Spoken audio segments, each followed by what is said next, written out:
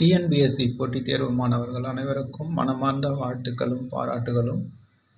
நாம் இந்த வீடியோவில் பொதுத்தமிழ் பகுதியில் கட்டாயமாக கேள்விகள் கேட்கக்கூடிய ஓரெழுத்து ஒரு மொழி என்பதை பற்றி இப்போது பார்க்கலாம் நண்பர்களே. நாம் ஏற்கனவே பொது அறிவு பகுதியில் முக்கியத்துவம் வாய்ந்த தலைப்புகளை பார்த்திருக்கிறோம். தேர்வுக்கு இன்னும் சில நாட்களே இருக்கிற காரணத்தினால் பொதுத்தமிழில் தொடர்ந்து கேள்விகள் கேட்கக்கூடிய பகுதியை பற்றி சிலவற்றை இப்போது பார்க்கலாம். அதன் அடிப்படையில் இந்த வகுப்பில் கட்டாயமாக எதிர்பார்க்கக்கூடிய, அதாவது அனைத்து தேர்வுகளிலும் இந்த பகுதியில் இருந்து கேள்விகள் கேட்கிறார்கள் நண்பர்களே. எனவே அதனுடைய முக்கியத்துவம் கருதி இன்று பொதுத்தமிழ் பகுதியில் ஓரெழுத்து ஒரு மொழி என்பதை பற்றி இப்போது பார்க்கலாம். அதாவது அதனுடைய ஒரு இன்ட்ரோடக்ஷன், அறிமுகத்தை பற்றி இப்போது பார்த்து விடலாம். நன்னூல் என்னும் இலக்கண நூலை எழுதிய பவணந்தி முனிவர் தமிழில் 42 ஓரெழுத்து ஒரு மொழிகள் உள்ளதாக குறிப்பிடுகிறார்.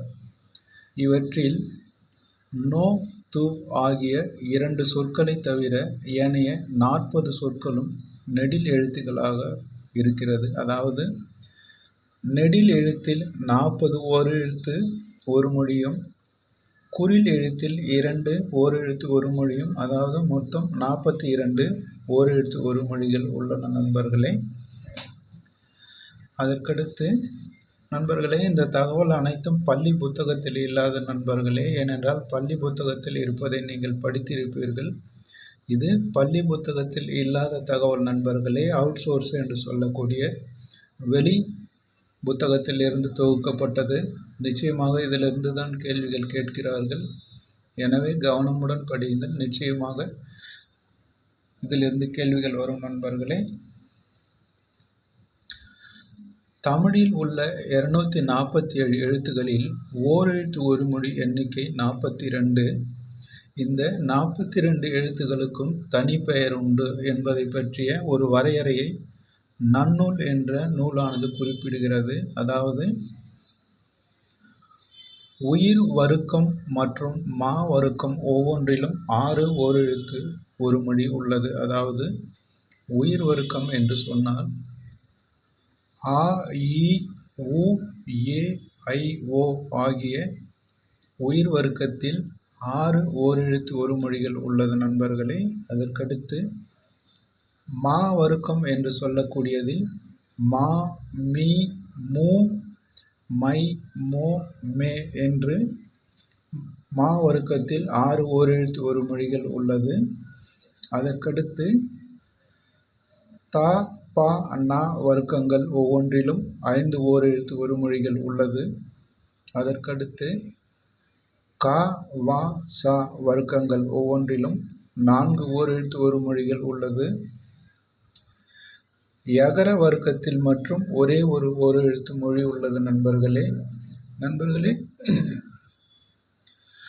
டிஎன்பிஎஸ்சி தேர்வுகளில் இந்த மாதிரி கேள்விகள் தான் கேட்கிறார்கள் நண்பர்களே. இப்பொழுது நேரடியாக பொருள் என்ன என்பது கேட்பதற்கு பதிலாக எந்தெந்த வர்க்கத்தில் எத்தனை ஓரெழுத்துக்கள் உள்ளன என்பதை பற்றி கேட்கிறார்கள். அதன் முக்கியத்துவம் கருதி திரும்பவும் அதை நான் உங்களுக்கு சொல்லுகிறேன். உயிர் வருக்கம் மற்றும் மா வருக்கம் ஒவ்வொன்றிலும் முறையே 6 ஓரெழுத்து ஒரு மொழிகள் உள்ளன. அதே போல தா, பா, நா வர்க்கங்கள் ஒவ்வொன்றிலும் முறையே 5 ஓரெழுத்து ஒரு மொழிகள் உள்ளன. அதற்கடுத்து கா, வா, சா வர்க்கங்கள் ஒவ்வொன்றிலும் முறையே 4 ஓரெழுத்து ஒரு மொழிகள் உள்ளன. அதற்கடுத்து யா வர்க்கத்தில் மற்றும் ஒரே ஒரு எழுத்து உள்ளது நண்பர்களே. ஆக நெட்டெழுத்துக்களால் ஆகிய சொற்கள் 40, குறில் எழுத்துக்களாலான 2 எழுத்துக்கள், அதாவது நோ, து என்னும் குறில் எழுத்துக்களால் ஆகிய சொற்கள் 2, ஆக மொத்தம் 42 ஓரெழுத்து ஒரு மொழிகள் உள்ளது நண்பர்களே. அதை பற்றிய விளக்கங்களை இப்போது பார்க்கலாம். ஓரெழுத்து சொற்களும் அவற்றின் பொருட்களும். அதாவது உயிர் இனம் 6 ஓரெழுத்து ஒரு மொழிகள் உள்ளது நண்பர்களே. ஆ, இ, உ, ஏ, ஐ, ஓ என்பனவாகும். அதில் முதலாவதாக ஆ என்பது பசுவை குறிக்கிறது. ஈ என்பது பறக்கும் பூச்சி, கொடு என்ற பொருளை தருகிறது. உ என்பது இறைச்சி என்ற பொருளை தருகிறது. ஏ என்பது அம்பு என்று குறிக்கிறது. ஐ என்பது அழகு, தலைவன், வியப்பு போன்ற பொருளை தருகிறது. ஓ என்பது வியப்பு, வினா, மதகுநீர் தாங்கும் பலகை என்பதை குறிக்கிறது. அதற்கடுத்து மா வர்க்கத்தில் உள்ள 6 பற்றி பார்க்கலாம். மா என்றால் பெரிய, சிறந்த, உயர்ந்த, மாமரம், அழகு, மேன்மை, விலங்கு என்பதை குறிக்கிறது. மீ என்பது மேலே, உயர்ச்சி, வான் என்பதை குறிக்கிறது. மூ என்பது மூப்பு, முதுமை என்பதை குறிக்கிறது. மே என்பது மேன்மை, அன்பு என்பதை குறிக்கிறது. மை என்பது கண்மை, கருமை, அஞ்சனம் என்பதை குறிக்கிறது. மோ என்பது முகர்தல், முகத்தல் என்பதை குறிக்கிறது. அதற்கடுத்து தா வர்க்கம் பற்றி பார்க்கலாம் நண்பர்களே. தா என்றால் கொடு, கேட்பது என்ற பொருளை தருகிறது. தீ என்பது நெருப்பு மற்றும் தீமை என்பதை குறிக்கிறது. தூ என்பது வெண்மை மற்றும் தூய்மை என்பதை குறிக்கிறது. தே என்பது கடவுள் பற்றி குறிக்கிறது. தை என்பது தமிழ் மாதம் மற்றும் தைத்தல் என்பதை குறிக்கிறது. அதற்கடுத்து குறில் எழுத்தில் உள்ள து என்பது கெடு, பிரிவு, உன் என்பதை குறிக்கிறது. அதற்கடுத்து பா வர்க்கங்கள். பா என்பது பாட்டு, பாடல் என்று பொருள் தருகிறது. பூ என்பது மலர், புவி என்பதை குறிக்கிறது. பே என்பது நுரை, மேகம் என்பதை குறிக்கிறது. பை என்பது இளமை, கைப்பை என்று குறிக்கிறது. போ என்பது செல் என்ற பொருளை தருகிறது. அதற்கடுத்து நா வர்க்கங்கள் உள்ள எழுத்தை பற்றி பார்க்கலாம். நா என்பது நாக்கு, நாவு என்பதை குறிக்கிறது. நீ என்பது முன்னிலை, ஒருமை, நீக்குதல் போன்ற பொருளை தருகிறது. நே என்பது அன்பு என்ற பொருளை தருகிறது. அதாவது அன்பு, நேசம் என்ற பொருளை தருகிறது. நை என்பது வருந்து, இழிவு என்ற பொருளை தருகிறது. நோ என்பது வறுமை என்று குறிப்பிடப்படுகிறது. அதற்கடுத்து நா வர்க்கத்தில் உள்ள எழுத்துக்களை இப்போது பார்க்கலாம். அதாவது குறில் நோ என்பது துன்பம் மற்றும் நோய் என்பதை குறிக்கிறது. கா வர்க்கத்தில் உள்ள சொற்கள். கா என்றால் காத்தல், சோலை என்பதை குறிக்கிறது. கு என்றால் பூமி என்பதை குறிக்கிறது. கை என்பது உறுப்பு, கரம், ஒழுக்கம் என்பதை குறிக்கிறது.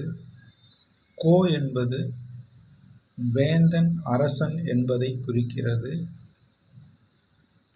சா வர்க்கங்களை பற்றி இப்போது பார்க்கலாம். சா என்பது மரணம், பேய், இறந்து போ என்பதை குறிக்கிறது.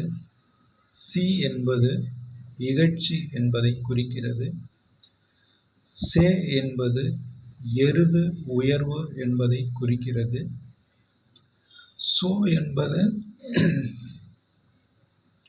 சோ என்பது மதில், அரண் என்பதை குறிக்கிறது. அடுத்து வா வர்க்கங்களை பற்றி பார்க்கலாம். வா என்பது வருக, அழைத்தல் என்ற பொருளை தருகிறது. வி என்பது மலர் என்பதை குறிக்கிறது. வை என்பது வைத்தல் மற்றும் புல் என்பதை குறிக்கிறது. வௌ என்பது வவ்வுதல், கவ்வுதல், கவர் என்பதை குறிக்கிறது. அடுத்து யா வர்க்கம். யா என்பது ஒரு வகை மரத்தை குறிக்கிறது. யாவை அகலம் என்ற பொருளையும் தருகிறது. இவ்வளவுதான் நண்பர்களே, ஓரெழுத்து ஒரு மொழியில் உள்ள 42 சொற்களும் அதற்கான பொருளும் இவ்வளவுதான். இது பள்ளி பாட புத்தகத்தில் இல்லாத வெளி புத்தகத்திலிருந்து தொகுக்கப்பட்டது நண்பர்களே. அதாவது குரூப் 4ல் கேட்டது போல பழைய புத்தகங்களில் இருந்து தொகுக்கப்பட்டது நண்பர்களே. 1930, 40களில் வந்த இலக்கணம் மற்றும் இலக்கிய புத்தகங்களிலிருந்து தொகுக்கப்பட்டது. அதிலிருந்து தான் பெரும்பாலும் டிஎன்பிஎஸ்சியில் கேட்டிருந்தார்கள். எனவே அதையெல்லாம் தேடி தொகுத்து தான் உங்களுக்கு கொடுத்திருக்கிறேன். அமைதியான முறையில் கேட்டு பயன்பெறுங்கள் நண்பர்களே. நிச்சயமாக இதிலிருந்து தேர்வுகள் கண்டிப்பாக கேள்விகள் கேட்பார்கள். முக்கியமாக சொன்னபடி இந்த வர்க்கங்களை பற்றி தான் கேள்விகள் அதிகமாக கேட்கிறார்கள் நண்பர்களே. அதாவது உங்களுக்கு திரும்பவும் நினைவுபடுத்துகிறேன். உயிர் வர்க்கம் மற்றும் மா வர்க்கம் ஒவ்வொன்றிலும் 6 ஓரெழுத்து ஒரு மொழிகள் உள்ளது. அடுத்து தா, பா, நா வர்க்கங்கள் ஒவ்வொன்றிலும் முறையே 5 ஓரெழுத்து ஒரு மொழிகள் உள்ளது. அதற்கடுத்து கா, வா, சா வர்க்கங்கள் ஒவ்வொன்றிலும் 4 ஓரெழுத்து ஒரு மொழிகள் உள்ளது. யா வர்க்கம் மற்றும் ஒரே ஒரு ஓரெழுத்து ஒரு மொழி உள்ளது நண்பர்களே. அதற்கடுத்து குறில் எழுத்துக்களான 2 நோ மற்றும் து என்பதில் ஓரெழுத்து ஒரு மொழியாக மொத்தம் 42 உள்ளது. இவை அனைத்தும் பள்ளி புத்தகத்தில் இல்லாத வெளி சோர்ஸிலிருந்து தொகுக்கப்பட்டது நண்பர்களே. கேட்டு பயன்பெறுங்கள். அதற்கடுத்து பள்ளி புத்தகத்தில் இருப்பதையும் ஒரு முறை பார்த்து விடலாம். ஏனென்றால் நீங்கள் புத்தகத்தை தேடி அலைய தேவையில்லை. இதை ஒரு முறை கேட்டாலே போதுமானது நண்பர்களே. போகும்போது வரும்போது கூட இதை கேட்டு நீங்கள் நினைவில் வைத்துக் கொள்ளலாம். அதற்காக பள்ளி புத்தகத்தில் இருப்பதையும் உங்களுக்கு சொல்லுகிறேன். அதாவது பள்ளி புத்தகத்தில் உள்ள 42 ஓரெழுத்து ஒரு மொழிகளை பற்றியும் பார்த்து விடலாம். இதிலிருந்து கண்டிப்பாக கேட்பார்கள். வேறெங்கு கேட்பதற்கு வாய்ப்பில்லை நண்பர்களே. முதலாவதாக ஆ என்றால் பசுவை குறிக்கிறது. ஈ என்றால் கொடு என்பதை குறிக்கிறது.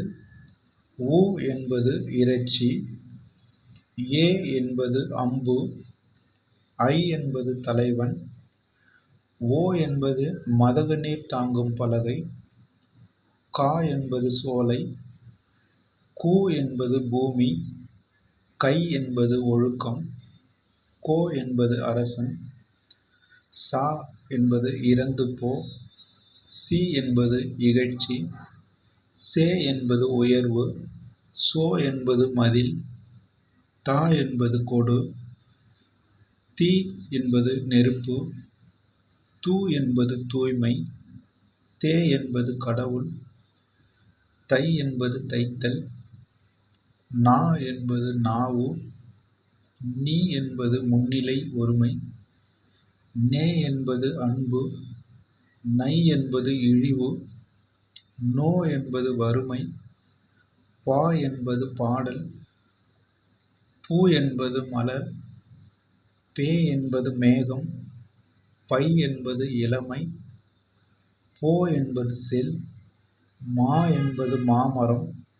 மீ என்பது வான். மூ என்பது மூப்பு. மே என்பது அன்பு. மை என்பது அஞ்சனம். மோ என்பது மோத்தல். யா என்பது அகலம். வா என்பது அழைத்தல். வி என்பது மலர். வை என்பது புல். வவ் என்பது கவர். நோ என்பது நோய். து என்பது உன். இவ்வளவுதான் நண்பர்களே பள்ளி புத்தகத்தில் உள்ள 42 ஓரெழுத்து ஒரு மொழிகள். ஆக பள்ளி புத்தகத்தில் இருப்பது பள்ளி புத்தகத்தில் இல்லாத ஓரெழுத்து ஒரு மொழிகளையும் பார்த்து இருக்கிறோம் நண்பர்களே. இதை தாண்டி வெளியே கேட்பதற்கு வாய்ப்பில்லை. இதை நிதானமாக கேளுங்கள். நிச்சயமாக இதிலிருந்து பதிலளிக்க முடியும் நண்பர்களே. அதற்கடுத்து முக்கியமான தலைப்பாக உள்ள வல்லினம் மிகு மற்றும் மிகா இடங்களை பற்றி அடுத்த வகுப்பில் பார்க்கலாம்.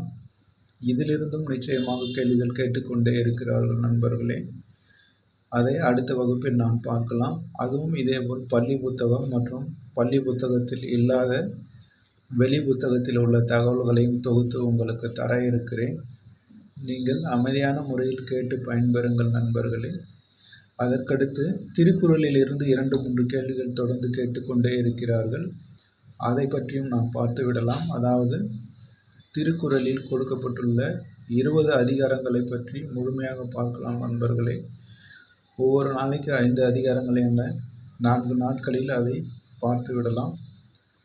தேர்வுக்கு முன்பாக எவ்வளவு முடியுமோ அவ்வளவு முக்கியமான தலைப்புகளை பார்க்க இருக்கிறோம். நீங்கள் கேட்டு பயன்பெறுங்கள் நண்பர்களே. உங்களுடைய நண்பர்களுக்கும் தெரியப்படுத்துங்கள், அவர்களும் பார்த்து பயன்பெறட்டும். குரூப் 2 தேர்வை வெற்றிகரமாக எழுதி முடியுங்கள் நண்பர்களே. அதன் பிறகு நம்முடைய அகாடமி சார்பாக குரூப் 2A மெயின்ஸ் தேர்வுக்கான பயிற்சி வகுப்புகள் நடைபெற இருக்கிறது. அனைத்தும் ஆன்லைன் முறையில் நடைபெறும் நண்பர்களே. எவ்வித கட்டணமும் இல்லாமல் நடைபெறுகிறது. அனைத்து வகுப்புகளும் நம்முடைய யூடியூப் சேனல் மற்றும் டெலகிராம் சேனலில் பதிவேற்றம் செய்யப்படும். நீங்கள் எங்கிருந்து வேண்டுமானாலும் எப்போது வேண்டுமானாலும் உங்கள் வசதிக்கு ஏற்றாற்போல் பார்த்து பயன்பெற முடியும். எனவே இதை மற்றவருக்கும் தெரியப்படுத்துங்கள், அவர்களும் பார்த்து பயன்பெறட்டும். அடுத்தடுத்து வரும் வகுப்புகளில் அடுத்தடுத்து உள்ள முக்கியமான தலைப்புகளை பற்றி பார்க்கலாம் நண்பர்களே. நீங்கள் அனைவரும் தேர்வில் வெற்றி பெற வேண்டும் என்று மனமாற வாழ்த்துகிறேன். நன்றி நண்பர்களே. அடுத்து ஒரு முக்கியமான தலைப்போடு நாளை சந்திக்கலாம்.